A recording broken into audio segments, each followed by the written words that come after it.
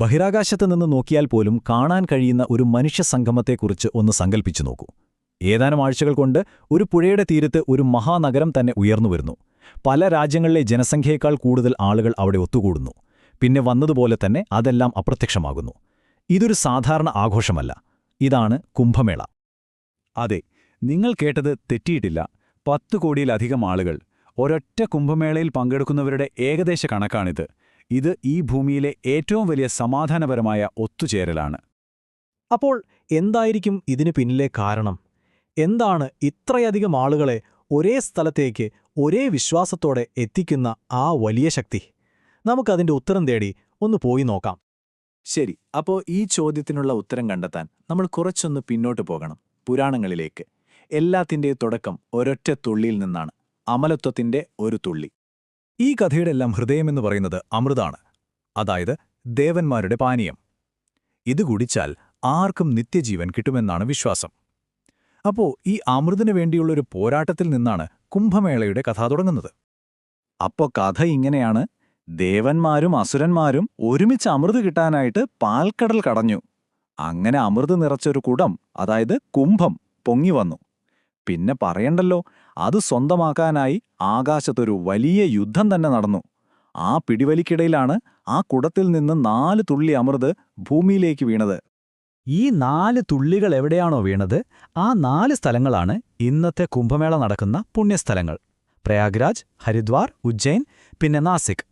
വിശ്വാസം എന്താണെന്ന് വെച്ചാൽ, ചില പ്രത്യേക ജ്യോതിശാസ്ത്രപരമായ സമയങ്ങളിൽ ഈ നദികളിലെ വെള്ളം അമൃതായി മാറും. അപ്പോൾ അതിലൊന്ന് മുങ്ങിയാൽ പാപങ്ങളൊക്കെ മാറിക്കിട്ടും എന്നാണ് ഭക്തർ കരുതുന്നത്. അപ്പോൾ ഈ ഐതിഹ്യത്തിൽ നിന്ന് നമുക്ക് നേരെ വരാനുള്ളത് ഈ മഹാസംഗമത്തിലെ ഏറ്റവും പ്രധാനപ്പെട്ട ആളുകളിലേക്കാണ്. ശരിക്കും പറഞ്ഞാൽ ഇവരാണ് കുംഭമേളയുടെ മുഖമുദ്ര. സാധുക്കള് ലൗകിക ജീവിതമൊക്കെ ഉപേക്ഷിച്ച് ആത്മീയതയ്ക്ക് വേണ്ടി മാത്രം ജീവിക്കുന്ന സന്യാസിമാരാണിവർ. അവരെ സംബന്ധിച്ചിടത്തോളം കുംഭമേളയെന്ന് പറയുന്നത് ആത്മീയമായ ഒരു ചാർജിംഗ് പോയിന്റ് പോലെയാണ്, ഏറ്റവും പ്രധാനപ്പെട്ട ഒരു ഒത്തുചേരൽ. ഈ സാധുക്കളുടെ കൂട്ടത്തില് ഏറ്റവും ശ്രദ്ധേയരായ ഒരു വിഭാഗമാണ് നാഗസാധുക്കൾ. ഒരു യോദ്ധാവിന്റെ ഭാവമാണവർക്ക്. വസ്ത്രങ്ങളൊക്കെ ഉപേക്ഷിച്ച് ശരീരം മുഴുവൻ ഭസ്മം പൂശിയാകും അവരെ കാണാൻ. കുംഭമേളയിലെ ഏറ്റവും പ്രധാനപ്പെട്ട ചടങ്ങുണ്ടല്ലോ, ഷാഹി സ്നാൻ അഥവാ രാജകീയ സ്നാനം. അതിന് തുടക്കം കുറിക്കുന്നത് തന്നെ ഇവരാണ്.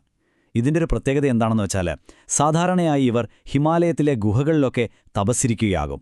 ഈ കുംഭമേളയ്ക്ക് വേണ്ടി മാത്രമാണിവർ പുറം ലോകത്തേക്ക് വരുന്നത്. കുംഭമേളയുടെ ആത്മീയവശം നമ്മളെ അത്ഭുതപ്പെടുത്തുന്ന ഒന്നാണ്. പക്ഷേ അതുപോലെ തന്നെ, അല്ലെങ്കിൽ അതിനേക്കാളും നമ്മളെ വിസ്മയിപ്പിക്കുന്ന ഒന്നാണ് ഇതിന്റെ സംഘാടനം. ഒന്ന് ആലോചിച്ചു നോക്കൂ, കോടിക്കണക്കിന് ആളുകൾക്ക് വേണ്ടി ചുരുങ്ങിയ സമയത്തിനുള്ളിൽ ഒരു താൽക്കാലിക നഗരം എങ്ങനെയാണ് ഉണ്ടാക്കിയെടുക്കുന്നത്? ഈ മാറ്റമുണ്ടല്ലോ, അത് ശരിക്കും കണ്ണുകൊണ്ട് കണ്ടാൽ പോലും വിശ്വസിക്കാൻ പാടാണ്. കുറച്ചാഴ്ചകൾക്ക് മുൻപ് വരെ വെറുതെ ഒഴിഞ്ഞുകിടന്ന ഒരു നദീതീരം ദിവസങ്ങൾ കൊണ്ട് അതൊരു വലിയ ടെന്റ് നഗരമായി മാറും. കോടിക്കണക്കിന് ആളുകൾക്ക് താമസിക്കാനുള്ളൊരിടം. അപ്പോൾ ഈ താൽക്കാലിക നഗരം എത്ര വലുതാണെന്ന് നിങ്ങൾക്കൊരു ഐഡിയ കിട്ടാൻ ഞാനൊരു ഉദാഹരണം പറയാം. ഗ്രീസിന്റെ തലസ്ഥാനമായ ഏഥൻസില്ലേ, അല്ലെങ്കിൽ ഫ്രാൻസിലെ ലിയോൺ, ആ നഗരങ്ങളിലെ ജനസംഖ്യയേക്കാൾ കൂടുതലാണ് ഈ ഒരൊറ്റ ടെന്റ് സിറ്റിയിലെ ആളുകളുടെ എണ്ണം. ഇതിനെ ഒരു എഞ്ചിനീയറിംഗ് അത്ഭുതമെന്ന് തന്നെ വിളിക്കണം. 100 കണക്കിന് കിലോമീറ്റർ താൽക്കാലിക റോഡുകൾ, നദിക്ക് കുറുകെ കെട്ടുന്ന പാലങ്ങൾ, പിന്നെ കറണ്ട്, സ്വന്തമായി ആശുപത്രികൾ, പോലീസ് സ്റ്റേഷനുകൾ. എല്ലാം വെറും കുറച്ച് ആഴ്ചകൾ കൊണ്ടാണ് കെട്ടിപ്പടുക്കുന്നത്. ഇതിനെയാണ് നമ്മളൊരു മാസ്റ്റർ ക്ലാസ് ഇൻ പ്ലാനിംഗ് എന്ന് പറയുന്നത്. അപ്പോൾ നമ്മൾ ഐതിഹ്യം കണ്ടു, ഞെട്ടിക്കുന്ന കണക്കുകൾ കേട്ടു, സംഘാടനത്തിലെ അത്ഭുതങ്ങൾ അറിഞ്ഞു. പക്ഷേ ഈ മഹാസംഗമത്തിന് ഇതിനെല്ലാം അപ്പുറം ഒരർത്ഥമുണ്ട്. അതെന്താണെന്ന് നമുക്ക് നോക്കാം.